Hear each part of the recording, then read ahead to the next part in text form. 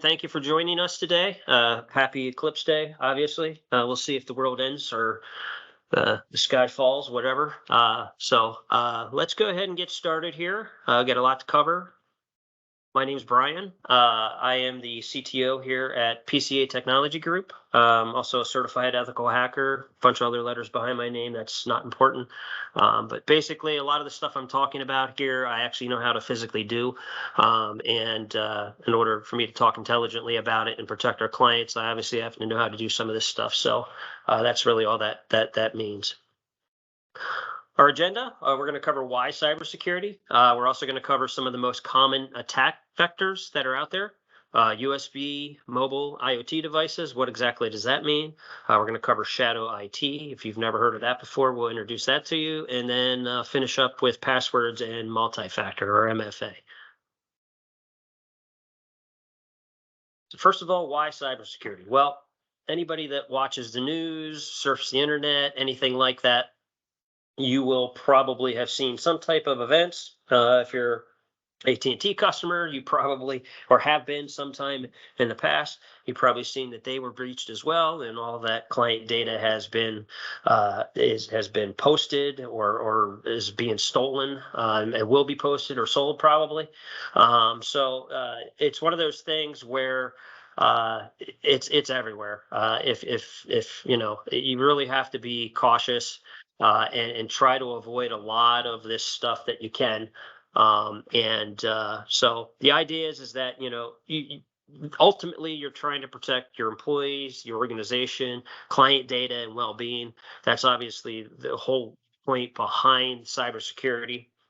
We'll also cover a little bit about AI. AI has been a big topic of conversation, and unfortunately, there's being leveraged on both sides, the good side and the bad side. We'll talk a little bit about that, and some of the pitfalls to potentially avoid there. Also, for insurance purposes, a lot of times companies try to transfer the risk of cybersecurity events, that by transferring that to insurance policies. However, those insurance policies are also not as lenient as doing payouts if there is an event, if you don't have the proper protections in place or following those protections. No longer can you just go down through and say, yeah, I'm doing it, yeah, I'm doing it, yeah, I'm doing it, and they'll pay out. It's not how it works anymore. They're going to ask you to provide proof that you're doing it, and that sometimes becomes a problem if you in fact aren't doing that. So you have to definitely make sure you're taking this seriously. And then sometimes there's compliance too. You notice in this list here, obviously compliance falls at the tail end of this. That's because ultimately you don't want to just be doing cybersecurity for compliance. If you're following cybersecurity for these first three sections, really the first one really is the idea. You want to protect your company, your organization, and things like that. A lot of times everything that follows that really falls into place anyways. The compliance is, if you're doing a good cybersecurity policy and procedure and framework, that usually the compliance will come with that as well, just as a natural progression of that. So who's ultimately responsible? Well, the key is it starts with accountability. So the accountability is whoever sits at the top of your org chart. It could be a C-level, a CEO, could be a board. I'm not really sure how every organization is set up, but basically they are accountable for this, which means they hold the buck. So they should be living, breathing it. Ultimately, it's their baby. Accountability cannot be transferred either. So they own it. Everybody else underneath that is where the responsibility comes into play. So management, is any middle layer, executive management layers, need to make sure that your direct reports know and are compliant with that, and are actively participating also in the development and improvement of any of your cybersecurity policies and procedures, because they're the ones that have to live it day by day. And we'll talk a little bit more about that when we get down to the next topic here, which is everyone. And again, everyone else that isn't in those top two tiers there, basically you guys are that's kind of the living and breathing people that make the business businesses run, that do the work, do all that other stuff. They are responsible for at least knowing best practices. They're not supposed to know the entire security policy, but they should know what to do, acceptable use policies, things like that. That should be commonplace. A lot of times that stuff is portrayed or told to you when you sign up as an employee, and during that onboarding process. So the other thing too is again, this falls back on, if something seems odd, you should be questioning it and telling somebody. Just don't blindly follow things or lead to that.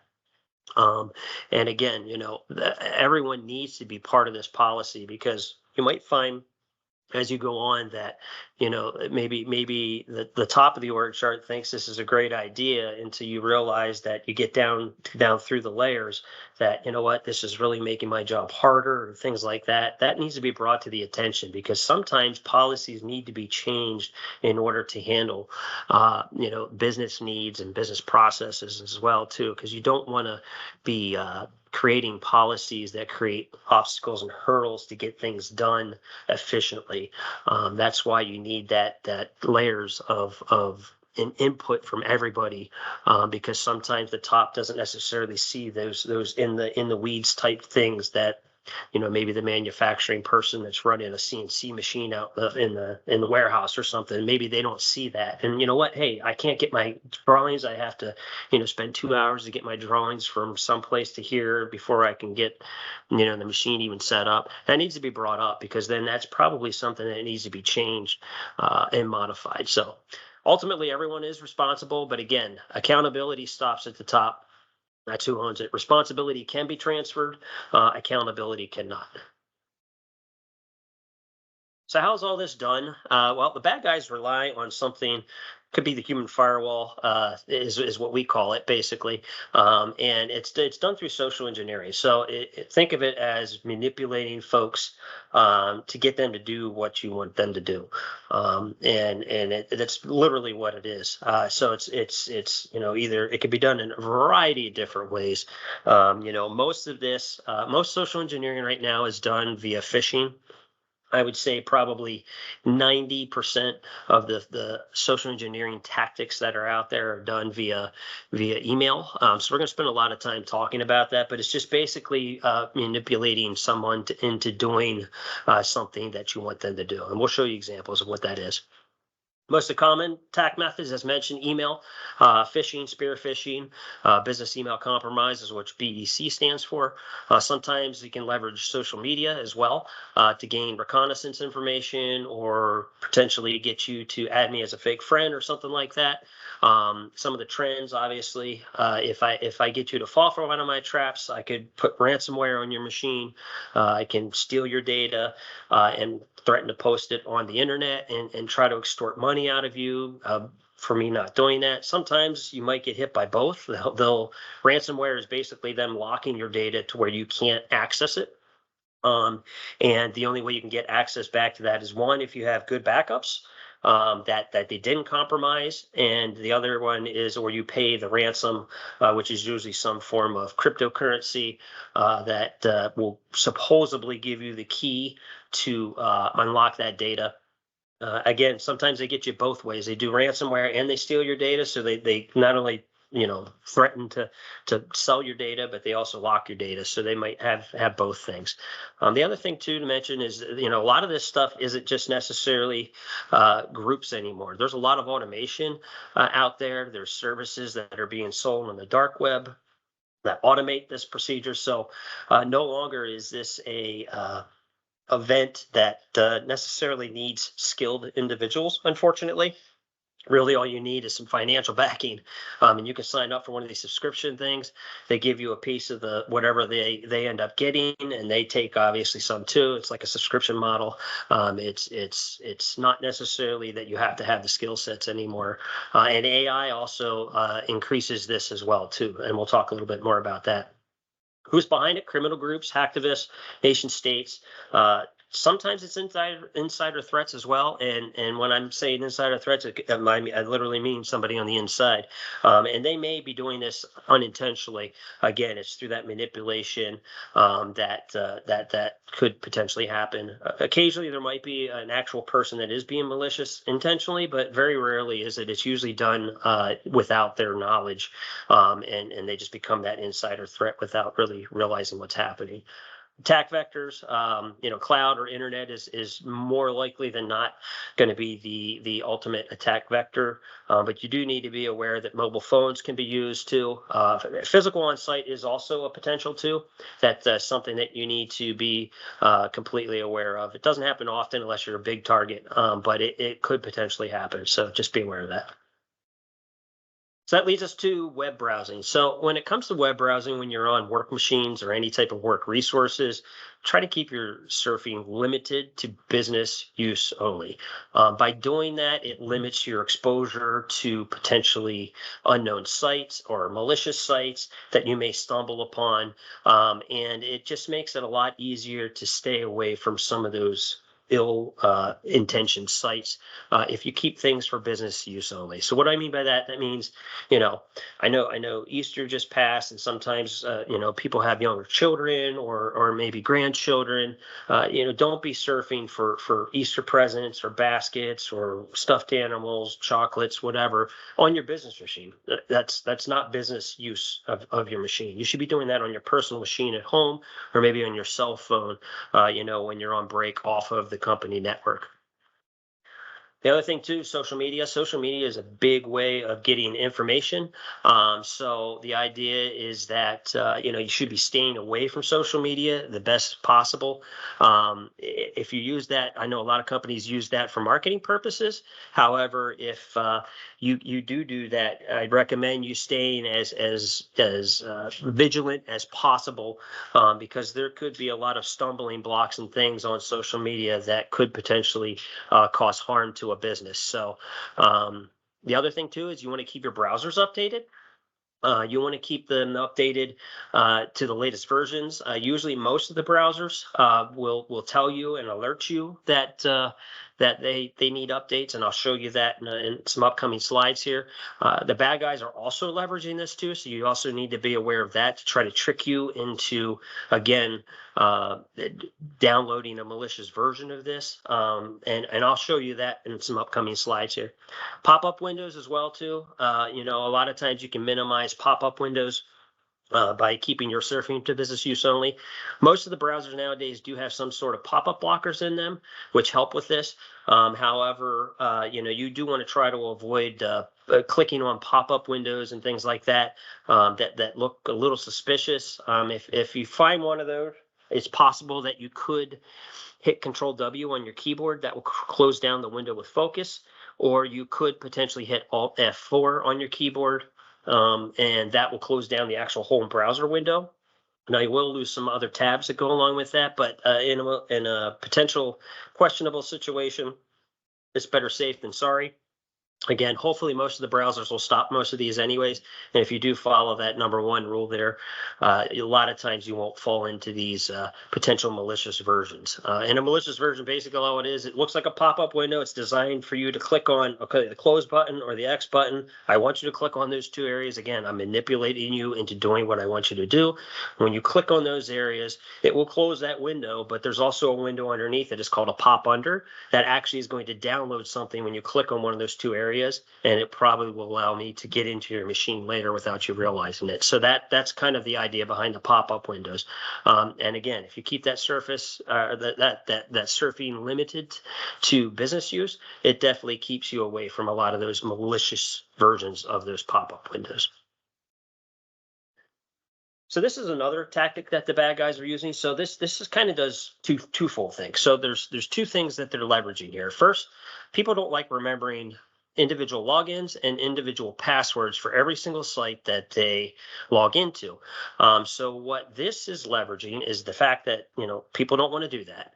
And there's also ability to use already known credentials through something called SSO or single sign-on. It has to be part of the federated SSO. And in this case, you might be able to leverage your Microsoft, your Facebook, Apple, Google, Steam, Discord, things like that. Existing accounts that you already have set up for another site that is part of this federated single sign-on package. So in this case here, this example here that I have is you're visiting Canva, you don't have an account for Canva, and instead of creating an account for Canva, you decide you want to leverage one of your other existing accounts that this will allow you to do. Now, my personal take is I would continue with email in this picture here, and I would simply create an account for every single site that you have. I'm recommending that. You can follow that, or you can do however you want, but I'm going to show you how the bad guys are leveraging this potentially. So what this is, again, you're logging into Canva. You're going to, in this case, we're using Google. The idea is that you're going to leverage your Google account. You're going to put your Google account, like your Google email in there. You're going to use your Google password in there. And now you're able to log into Canva with that Google information instead of signing up separately. But let me show you why this is a problem. So the bad guys have figured out a way to create very, very convincing methods of tricking people into giving away their credentials. So you can see here on the upper left-hand corner here, we've got the phishing version, which is obviously labeled phishing, and the real version, which is labeled real. If you look at those actual screens, they look very, very similar. In fact, they are exactly identical. Even if you look at the padlocks look legit. If you click on the padlocks, they will actually show that it's a Facebook certificate. And the URLs, if you even go to that extent to look at the full URL, now I know we can't see that in this demonstration, but they are exactly the same as well, too. So visually, there is no way for you to tell visually, just looking at these two side by side, that one is real and one is not. Now, what happens is, let's say you fall for this phishing version, and what happens is you will log in here with whatever. In this case, we're trying to leverage Facebook, I think, and we're going to use our Facebook password. You hit log in there. It will actually let you log into the site that whatever it is you're logging into. However, it's sending those credentials that you entered in there in that phishing one to the bad guy. So it actually emailed your username and password to the bad guy. So now they have your credentials. And the same thing here on the Google side. Now on this one, there is one visual giveaway, well, difference. I wouldn't say it's a giveaway, but if on the phishing one, it does say create account, where the real one does not. That is something that I would say isn't necessarily eye-opening to me, and the only way I picked it up is because you can see them side by side here. Again, same thing. This is leveraging your Google account information. If you look at the padlock's good. If you click on the padlock, it's going to show Google certificates. URLs are exactly the same on the phishing and the real one. So again, visually, there's no physical way for you to tell what the differences are here. And if you fall for the phishing one, unfortunately, what's going to happen, again, is going to email that information to the bad guys. There is one way for you to tell, well, two ways, actually. There's a couple different ways you can counter this. So for those of you that do use SSO and may leverage other accounts and stuff for these other sites, what you may not realize is there's two things that I would recommend. You can use a password manager that does auto-populate. So you will be able to tell the difference between the real one and the fake one, because this fake one isn't really a pop-up window. It's painted. It's a painted code made to look like a window, but it isn't really the window. That's why everything matches, because this is actually coded to look just like the real one, but this is not a pop-up window. And if you're using a password manager on the real site, the password manager would actually populate your username and password here automatically for you. On the fake one, it would not fill that in. So that if you are using a password manager that has that, that should be a huge red flag for you. Well, why isn't this populating if you're using that?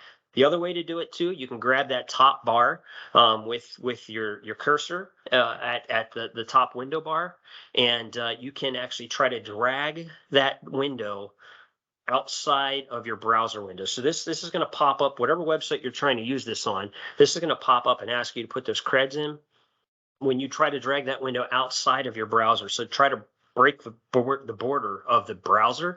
The fake site will actually stop at the border again, because this is not an actual window. This is actually painted with code to make it look like a window, but it isn't.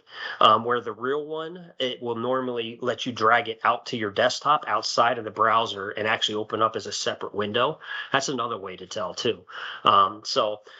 Personally, the easiest way to avoid this, number 3, is don't use it. It's that simple. If you don't use this, then you won't fall for this.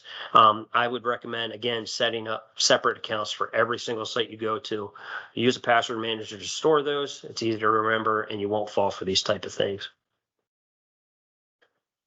So that leads me to the browser update, or what they call is a clear fake attack.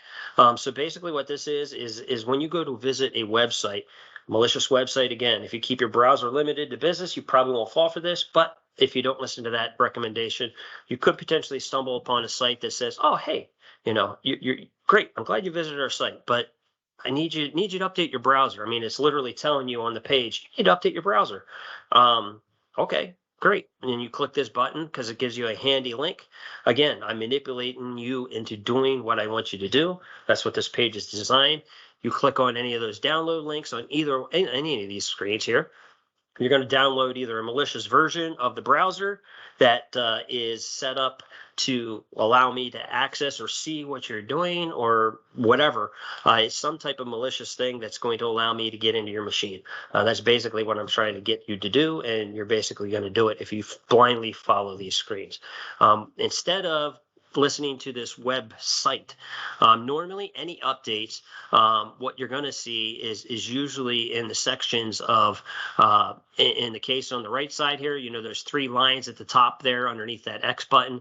That's usually where you'll see it'll be either a red dot or maybe an update when pending or something, maybe an up arrow. Something that in that area will usually tell you there's an update pending. That is in the actual browser itself, not the browser window. And over here, it's the same thing with the 3 dots in the middle here for Chrome. It would be something similar to that too. Usually there's a dot that pops up saying there's an update pending or you need to restart. And then on Edge, it would be the same thing here with that title bar there too. So that's usually where the updates would be if there are one. And it's as simple as that. Never blindly follow anything that a website is simply telling you to do, especially a site that you may not be completely comfortable knowing what it is anyways. So it leads us to email. So email, again, since it's the heavily used version of phishing, my recommendation, just like with browsing, don't mix business with personal. It allows you to avoid many of the tactics that are leveraged by the bad actors to trick people. Fake invoices, fake shipping notices, fake purchases, whatever. Don't be doing that type of stuff in your business email. So don't be buying your eBay, your Amazon, your book club memberships. Don't be doing any of that type of business via your business email. You need to do that in your personal email. And then you can isolate the two, because if you never do that in your business email and you get a shipping notice from eBay saying, oh, hey, your product's been shipped, you can just delete that. You don't even need to think about whether that's real or not. You should know that that's not real if that's not something you do. Now, if the business does do business through eBay or maybe Amazon or whatever, you just have to be a little more vigilant and cautious about that type of thing. However, it is much easier by keeping the two isolated to one another. Never, ever click on any embedded links in an email unless it's something that you were expecting or generated.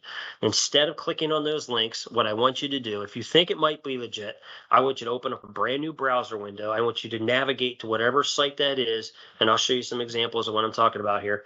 Navigate to whatever that site is yourself by you typing it into the browser and then logging in. That way you know you're getting to the real site because you typed it, you entered it, and you're not being tricked into visiting a site that looks like another one just to steal your credentials. If something doesn't look right, again, you need to ask and report it. Ask somebody or to have another second set of eyes on it or something of that nature.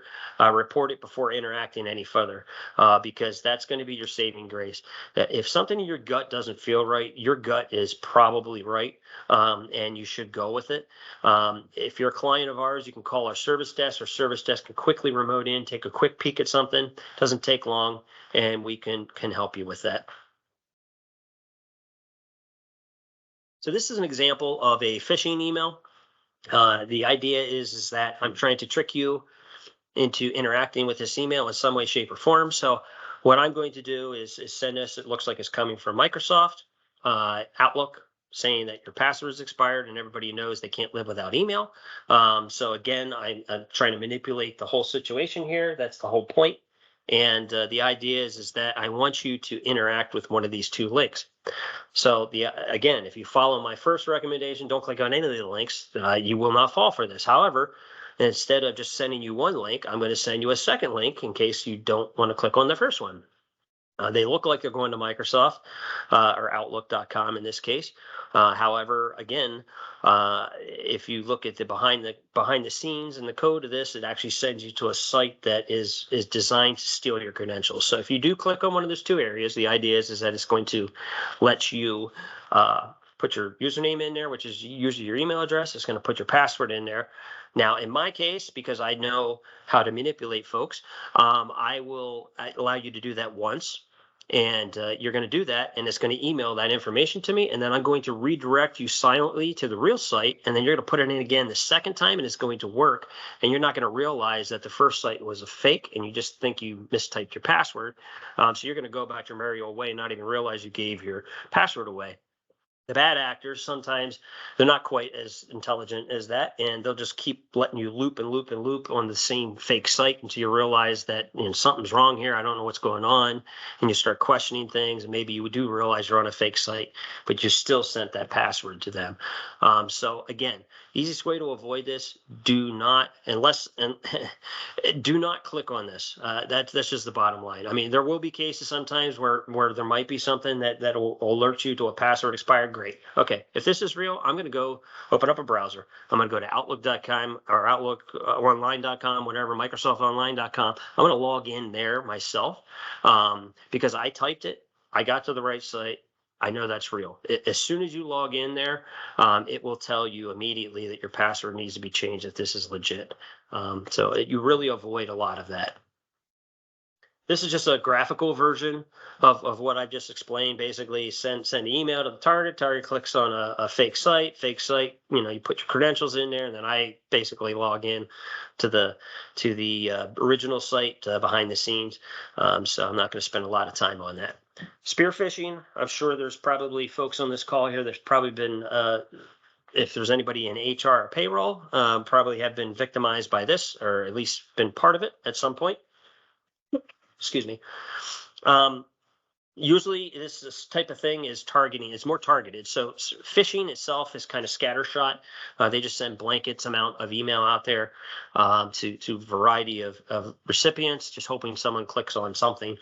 This is more targeted. So they have a little bit of information either about the person they're sending it to, and they also have a little bit of information about the company. It could have been scraped from a web page, social media, LinkedIn, whatever. But this is someone that's pretending to be an internal employee. In this case, they're targeting someone in the HR payroll, saying that, hey, I changed my direct deposit information. I need you to update that information immediately. So what that does basically is, if you don't have the proper checks and balances put in place to verify that this is actually who they say they are, you're going to be sending someone's payroll information to basically a drop account that was probably set up with stolen identity credentials.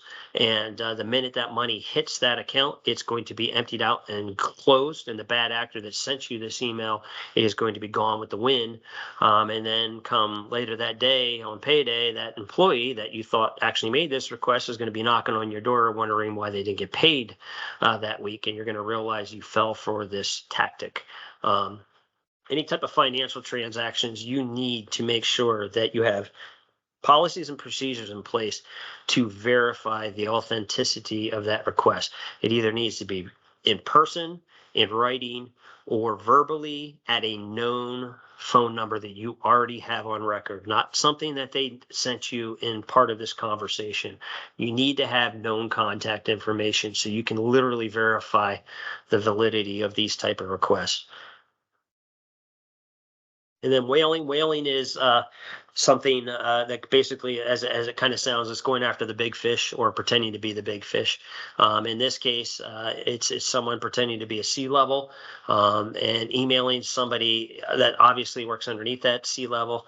In this case, it's someone pretending to be a CFO, probably trying to manipulate somebody that works in the finance department to get them to initiate a wire transfer. Same thing here. You get anybody emailing you out of the blue, and I don't care if it's supposedly your C-level person or not. You need, with just a blind email like that, any type of financial transaction. Sometimes it's gift cards, sometimes it's Amazon cards, eBay cards, whatever the current scheme is of the week, because it changes. But you need to make sure that you're verifying that and making sure that those conversations are legit and it's actually the person that they say they are.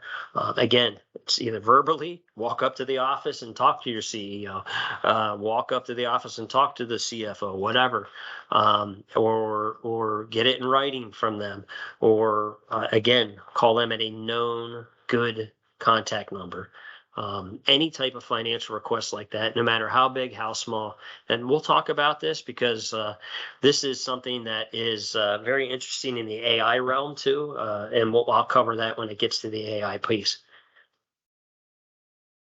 Consent phishing, this is another way that the bad guys have kind of trying to manipulate folks. This is more application oriented. So a lot of times you may see, this doesn't happen often, but this could potentially happen. You stumble upon a site and might want to try to give permissions through an application, through a Microsoft application. And if you're not careful and you just blindly hit accept here, what happens is that you're basically giving whoever created this application, in this case, this is a malicious version, and basically you're giving them basically the keys to the kingdom to your Microsoft ecosystem. So they'll have access to all your files, your SharePoint, your Teams, your emails, everything that's in Microsoft. You're basically giving them access to by hitting accept here. And it also bypasses multi-factor too. So if you are leveraging that, this will completely bypass that. So you got to be careful. If it's very, very rare that you're going to ever run into a situation where you're going to see an application asking for this in the first place. Again, if you're a client of ours, you need to call our service desk before you click accept here, because there are some instances where this is valid, but it's not common unless you're implementing something that like a CRM package or something like that might be leveraging something like this in the background. Excuse me. That leads us to the next thing here is quishing. So quishing, this became a big thing, obviously during COVID. A lot of folks went to touchless menus and using all these QR codes. And the problem with the QR codes is that there's good uses for them. However, a lot of times you just basically blindly scan this code and you don't know where it's going until you get there because it uses shortened URLs. So you can't even see sometimes where the URL is taking you because there are shortened versions of it. So it is something that can be leveraged and trick victims into going to a site that they don't even know where they're going until they get there. And once they get there, they've already got you. So you just definitely need to be hyper vigilant about just blindly scanning these things without using caution. So that leads us to AI. So anybody that is using AI or hasn't heard of AI yet, artificial intelligence, obviously, it's the big talk of the town, and it's not going to go away. So obviously, there's the good, the bad, and the ugly. So let me talk first about the good. The good parts of AI are that it could obviously help with productivity, could allow a lot of machine-driven automation that could potentially help with some of the mundane tasks that we do at work, that could potentially be automated. Is it going to take everyone's jobs? No. It could assist people's jobs, but is it going to take everyone's jobs? No. It's not going to replace humans. Maybe in certain situations it potentially could, but the human has to be able to feed the AI, so it's not going to. It's just going to be a different role. So what do I mean by that? It means, let's say you're trying to write something in a document, and you're not good at grammar, you're not good at spelling, you might not be good at those type of things. You may be able to have AI assist you proofreading that or something of that nature, and it could assist with those type of things. The bad, so let's look at the bad. The bad part of this is that it also allows unskilled bad actors to perform tasks with little to no knowledge of what they're doing. I kind of alluded to that earlier, that there's a lot of people out there that could potentially be leveraging automation and AI to help them with some of this stuff that they normally wouldn't have the skills potentially to do. And then, and I'll touch just a little bit on that after I get past the ugly here. So the ugly is you could also potentially inadvertently accidentally leak sensitive information by using public AI engines. Now, let me explain just real quickly and briefly. There are public engines and there's private engines.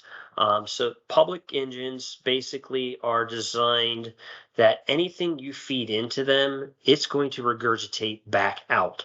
That's what the public engines do. It learns off of every single request that's made, and it reuses that information and spits it back out if it needs to. Why is that bad? Well, if you go back to the good, where I said maybe you put a document in there, if you don't redact private information from that document, let's say you put a financial document in there that has social security numbers or credit card numbers or something of that nature, if you don't redact that information out, someone could eventually get that information from a public AI engine. So if you are leveraging that type of thing, you need to be aware that public engines out there that aren't private, you definitely need to be concerned about that. That leads us to private. So private are supposed to contain that private information. Not sure I 100% buy that, because it's obviously, you're telling me you're going to let me use my information, or not let it use my information, but I'm using other people's information to get to. I'm not sure I buy it. I'm not saying they're not being truthful. My recommendation and advice to everybody: anything you're putting into AI, just make sure you're redacting private information or sensitive information out of that. Get that information out of it and put it back in. Once you put it into AI, you won't have any problems then, because that type of leakage won't happen then, and things like that.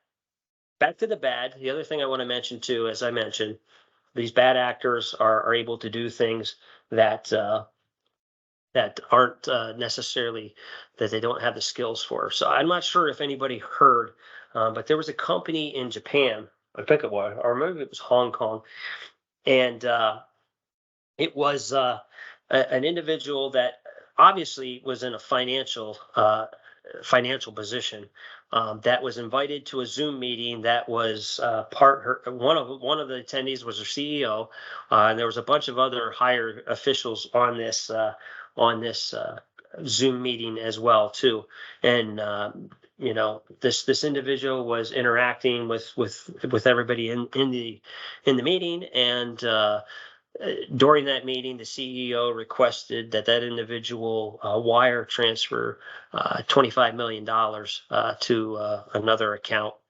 And she's physically talking to this person, so I'm pretty sure it was a female. Regardless, it doesn't matter. The person was talking to the CEO and mentioned, and then actually did it, and then realized that that person was the only real person in that meeting. All those other individuals that were in that Zoom meeting were AI generated and interacting with this person as AI. So that goes back to my original thing that you need to make sure that these type of financial requests, even if you're talking in a visual meeting, you need to verify at a known phone number or written requests that this is legitimately coming from that person. They were basically all deep fake people, which is basically recordings. All you need is a very, very small snippet of their voice and a very, very, very small snippet of live video, and they can create entire interactions, AI generated interactions with individuals. And at some point, I'm actually going to do a demonstration of that. I'm not with one of these presentations. It's going to be a different one just to show you how easy it actually is. And it's scary. So again, if you're an individual and you're in a meeting and your CEO tells you to do that, you should be on the phone with that person, calling them while they're in that meeting. If you see them pick up a cell phone, you probably have the live person. If you don't see that during that meeting and they're saying, oh yeah, that's pretty questionable. But again, you shouldn't just be blindly sending that type of thing without some type of paperwork or follow up anyways. But that just, AI is very, very, could be good, could be bad, could be ugly. So take it for what it is. So just cover some anti-phishing tips here. Obviously, never click on links in embedded emails. Again, unless it's something you're expecting, do not click on any of those embedded links. And what I mean by something you're expecting, sometimes you do sign up for a new account and it will ask you to verify, is this you? Or maybe you change your password. Hey, did you just change your password? That's something you just generated, obviously. That's not what I'm talking about because it's something you potentially are expecting. But if you get that out of the blue and you didn't do that, that's the type of thing where I want you to open up that web new browser, type in the site yourself, and then go about logging in from there. Always need to verify any type of financial requests. It's got to be verbally or written at a known good contact number. If you're not leveraging external banners, that's the yellow part there that's showing that an email is coming in from the outside. It's a good visual way to spot potential fakes. So any of those other, someone pretending to be an employee, someone pretending to be your CEO, if that's coming from the outside, that would have one of these yellow banners on it.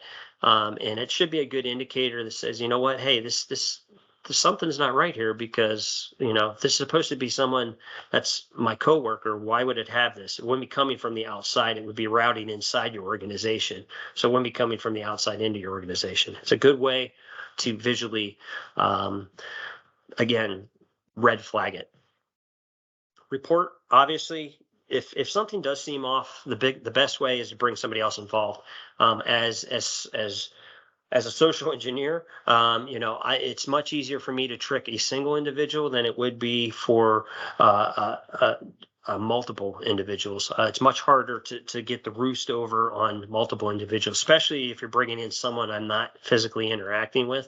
If I'm emailing you or whatever, I know kind of, maybe I've got you in an email conversation. If you bring somebody else in and that isn't in that conversation, now I don't even know about that individual. So it makes it much harder for that ruse to happen, which is exactly what you need to do. You need to make sure that you always report it. And whether that's another coworker or whether it's a support desk, your service desk, whatever, that's what you have to do. So that leads me to USB, mobile, and IoT devices. Flash drives, that's the little USB flash drives that sometimes folks use. If you ever find any of these laying around, they used to give these out at conventions and stuff like that, like candy. Don't plug those into your machine. I don't care where it came from, unless you bought it new in the package. Don't blindly just plug those things into your machine. There could be malicious things on there. You could give it, if you're a client of us, you can give it to one of our engineers when they're on site. We can plug that into a sandbox machine that is protected to make sure there isn't anything on there and then give it back to you. We just want to make sure you're not plugging it in inadvertently that runs something the minute you plug it in. If you do use these, sometimes we found that architects sometimes use these because the picture or the CAD drawings and things like that are construction companies sometimes too. The CAD drawings are very large, and it's hard to get those across the internet efficiently. So sometimes they use these to move files back and forth. If you are using that, just make sure you're doing virus checks on that to make sure that there's nothing on wherever the source was to where you're plugging it into. Also, never blindly accept electronic devices. This is something that has happened previously. This has actually been military bases have been compromised by bad actors by sending them soldiers blindly, just sending smartwatches or iPads and things like that. And unfortunately, it's taking advantage of the soldier situation, and they're not knowing that that they're falling victim to something that has some sort of malicious app or application on there, and obviously they connect it to the network, and now they're kind of on the inside of a government network. So this could happen too at businesses too. So if something just shows up out of the blue that you didn't order, I would be very, very cautious, because I could tell you, if I'm paid to breach your network, I would easily spend $400 or $500, $600, $700 on a device that I know I'll never get back. But the return on that investment is super, super small, based on the ability to get into a government network or something like that, if that was my target. So just be aware of that. The other thing too, a lot of folks are using IoT or Internet of Thing devices at home. What are those? That's your Alexas. That's your Ring doorbells, your thermostats, your whatever, your washing machines, anything that is wirelessly connected to your network. Are you updating those? And probably everyone's like, wait, what? What do you mean? I got to update those? Don't think the manufacturers are. And that's connected to the network. So you've got to be aware of what you're putting on your network, what you're not putting on your network, especially if you do work from home, because now your work machine's probably connected to the same network that all those devices are connected to. So, it could be a security camera, it could be a baby monitor, it could be all that kind of stuff. You need to be aware of that kind of stuff. And, just personally, I would recommend keeping that stuff, any type of those devices that are IoT devices, I would keep them separate from any other network that you have in your house. And I know that's probably above the skill set of a lot of folks, but if you keep two separate networks, then at least those IoT devices, even if they are compromised, they're at least on their own network versus something that you may be connecting your work machine to or something of that nature. So that's just something to be aware of. The other thing too, unfortunately, I didn't stage this, but when you're out and about, you have your cell phone, and obviously they are battery hogs. And so the other thing is, a lot of times you'll take it, plug it in, because they're usually USB cables. You take that and you plug it in.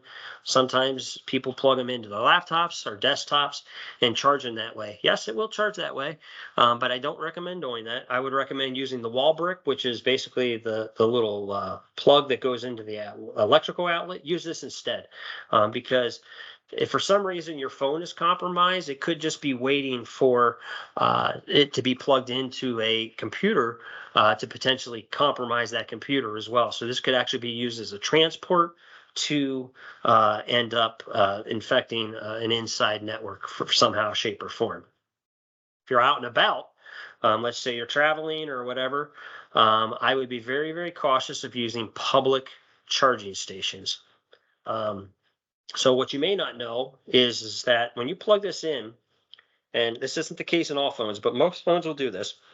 When you plug this in to, let's say you do plug it into your laptop, it will not only charge this, but it also turns your phone into a USB drive. So that basically means it's charging your phone, but it also allows USB data transfers that could potentially happen across that same cable. Some phones ask you for permission before doing that. Some don't. It depends on your version of phone. My recommendation is don't use public charging stations, because if you do, and it's a malicious charging station, it's going to charge your phone, but it's also going to take all of your data off your phone the same time as charging it. That means everything, contacts, files, everything, all your pictures, everything. And now there are some things out there, they're called data blockers. You can use that to potentially stop that. Again, I would revert back to this, which is the wall brick. These things are small enough, you can toss them in your pocket. They air travel. The other thing too is, or if you're out and about, wait till you get to your car. You can charge it in your car too. That's my advice. So the other thing here is vishing. Vishing, this happened to Caesars and MGM. Basically, it was hacking group that called up one of the casinos and the casinos internally and said that they were IT support. They didn't verify those callers. And so what happened was they basically allowed them access onto their machine. They installed ransomware on there and basically brought those casinos to their knees until they were able to recover from it. And it was simply by picking up the phone and calling. This is very, very serious, and it's very, very easy to do. So it's something that, you always need to verify the caller. So what I tell our clients, if you are a client of ours, this could happen with us. Someone could pretend to be us. We will potentially call you out of the blue because we have monitoring software on your machines that we will detect stuff before you may even detect it. If that is the case and you get a phone call from our service desk, what I always tell our clients, anybody that calls, regardless whether it's legitimate or not on your end, what I want you to do is tell the caller, hey, look, I'm in the middle of something. Let me call you back in 5 minutes. What I want you to do is call back at our office number, not some number that they give you on the phone. And then I want you to ask for that individual. You can get the name of the individual and call in at our office, ask for that individual. If it's really us, you'll get to transfer to that individual, and you at least are verifying that call that it was definitely coming from us, and you won't fall for this potential thing. The other thing is smishing. This is another thing that happens too. This happens a lot on a personal level too. Sometimes you get an out of the blue text. Hey, had a great time last night. Can't wait for our next date. And you reply back, I think you got the wrong number. And then all of a sudden now you're in a conversation with them. I got you. That all I needed you to do was respond to me. Happens a lot. So what you don't want to do, if you don't recognize the text, don't recognize the content of the text or the number where the text is coming from, don't interact with it. Block it. Don't interact with it, because what's probably going to happen the minute you interact with it, you're going to end up with all kinds of photos you probably don't want to see in the first place, or worse, you're giving away information that you may not even realize you're giving away. So the best case is just to stay away from it. So shadow IT, this kind of is something that needs to be brought up. It's the use of devices, software applications, or services without authorization. So how's this happen? Well, sometimes, folks are like, well, you know what? I don't have a PDF editor and there's nothing here. So I'm just going to go download one off the internet on some shareware site. Well, great. Do you know that software is safe? No, you don't. Did you run it by IT to make sure that software is safe? No. That's a form of shadow IT. You're basically putting software on a machine that you may or may not know whether it's safe or not. And it's very, very difficult to protect you from everything out there if that's happening. Another one is remote access. Oh, well, you know what? I need to work from home this week, and I'm just going to throw this remote program on so I can access my machine from home. Was that authorized?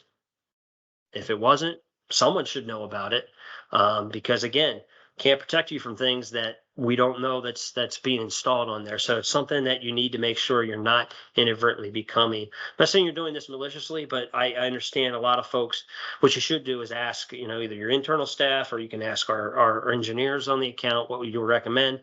We can help you with a lot of this. Another common is cloud apps. Oh, well, I need to transfer files back and forth, and I can't do it via email because it keeps getting blocked. I'll just use Dropbox or Google Drive or iCloud. Well, guess what? That data's sitting out there now.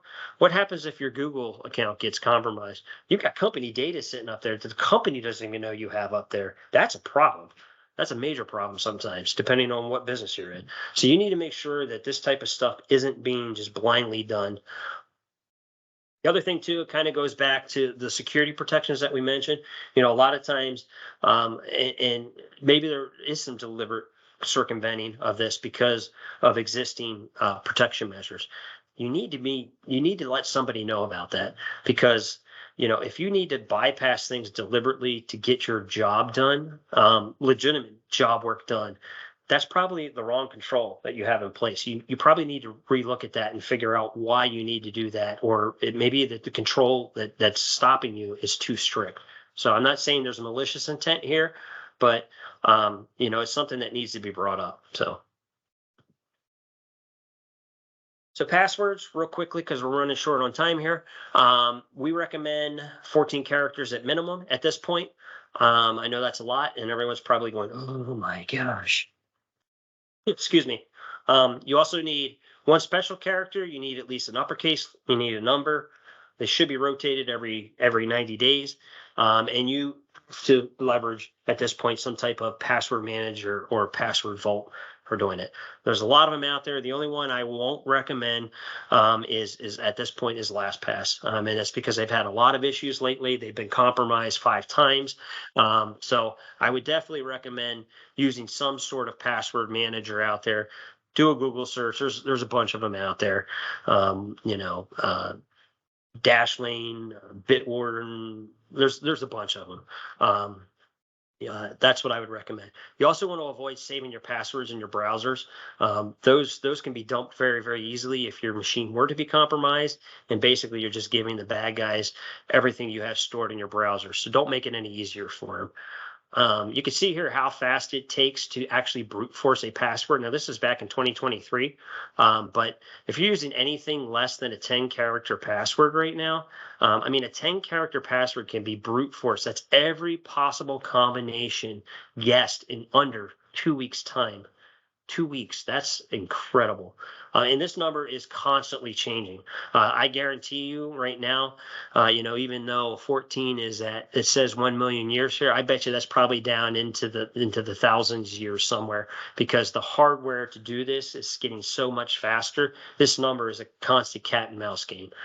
So you're just going to have to try to keep ahead of it. That's the best thing I can say. So anything less than 10 characters right now can be guessed in, actually anything under 9 characters can be guessed in under hours. Literally, some of it's seconds. A 7-digit password, 7 is 4 seconds. Every possible combination in under 4 seconds. That's incredible. So multi-factor, we kind of talked a little bit about this in the beginning. So what is multi-factor? It's the concept of something you know and something you have, or sometimes it's called 2-factor. So obviously, your password, your login, and something you have is usually a code that is being generated on your phone. Sometimes it's a little token. Sometimes it's a push to your phone too. It's hey, are you trying to log in? Yes. Okay. So it's a way to protect your account that is a second factor. So if your credentials are compromised, they can't get in without knowing that second factor, which is usually something you have. The problem with that is the bad guys are leveraging this, and they know that. So this only works. Now keep in mind, this attack only works if they have your username and password. So somewhere along the line, your credentials have been compromised. Excuse me. So what happens is they try to log in with your username and password. You're going to get a push. Are you trying to log in? No. As fast as you hit that, you're going to get another one. Are you trying to log in? No. And they're going to start bombarding you, and you're going to finally get frustrated at some point and either hit yes, and now they've gotten in.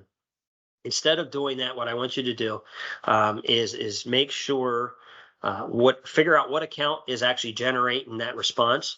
What is asking for that permission, and immediately go and change that username and password, because that's the only way they're getting there in the first place. You do that, that problem will go away. don't blindly hit yes. And if you're not sure what account is, again, if you're a client of ours, call us. The one thing I will say, if you do leverage VPN, a lot of times you might get that if your VPN is trying to recycle. So if it is your VPN account doing that, it could very well be legitimate, because sometimes those accounts go silent, and when they do, they will ask for that authentication again. So just be aware of that. But if you're getting it for like a login account of some other thing, that is something you should be aware of. This is just an example of visually of how the bad guy could potentially steal an MFA token. We're running out of time, so I will quickly go over, or won't go over that. So just some security reminders. Again, I'm going to keep hitting on this. Don't click on links within emails. Verify the person is who they claim to be.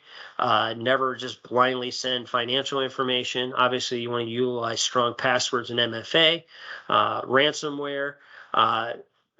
Now they're asking you not to turn off your machines. You can unplug the network cable, but don't power down the machine. There's a lot of evidence that happens to get lost in sometimes in that case. Or if you catch it fast enough, you can call us and we can actually isolate it electronically with our utilities. Store passwords securely. Again, password vault. You want to think before you act. That's the biggest thing. And then make sure the backups are being done. If you're a client of ours, we usually monitor those for you. That's something that we would take care of. So what's next? Obviously, if you're here for compliance issues and you need this as part of your compliance thing, you will get a email sent out to you. And there are some any other events you're interested in coming. We do have a cyber series that is very specific on certain topics. And might be something of interest. But other than that, that's all I have. I do thank you for your time, and thank you for joining us today. And hopefully, I'm not sure where you guys are at, but I know where I'm at. It's pretty cloudy, so I'm not sure we're going to be able to see much of this eclipse, but we'll hopefully it clears up before then. I wish you guys the best of luck today, and hope you have a great day. I don't see any questions here. Let me just double check here. Don't think I see anything in the chat. I do not. So if you do have any questions, you can email us at that info@pcatg.com. Thank you again, and have a great day.